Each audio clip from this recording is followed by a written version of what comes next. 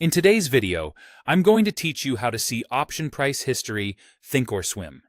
By the end, you'll know exactly how to pull up a price chart for a specific option contract so you can review its past movement, not just the underlying stock. First, head to the Trade tab.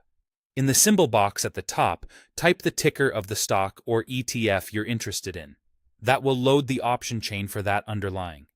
Browse the chain and select the exact contract you want to study by choosing the expiration date and the strike price. Remember, calls are typically on the left and puts on the right, and each row represents a single contract at a specific strike. Pick the one you actually want to chart. Premium behavior can vary a lot between strikes and expirations. Next, right-click directly on that options row in the chain. This opens a context menu for that specific contract. If you don't see the menu, make sure you're right-clicking on the line for the contract itself, such as on the bid, ask, or description. From the menu, you have two easy paths. The first is to choose Copy. That copies the option's unique symbol to your clipboard, the code that includes the underlying, expiration, strike, and whether it's a call or a put. The second path is to choose Send To, then select Chart.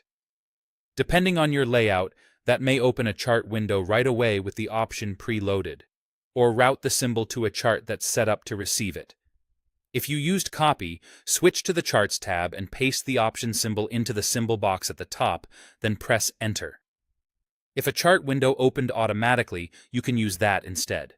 Either way, you should now see the option's price history plotted over time. Take a moment to confirm you're looking at the option, not the underlying. The price scale for options usually shows much smaller dollar amounts and reflects the premium for one share. So remember, actual contract value is multiplied by the standard contract size. Also, option charts only display data from when that contract began trading. You won't see candles before the listing date. On thinner contracts, the history may look choppy because trading isn't constant, and the last price can jump between trades. If the chart looks empty or odd, double-check that the symbol was copied fully and that you selected the intended expiration and strike. Small mismatches can load a different contract or one with little activity. That's it.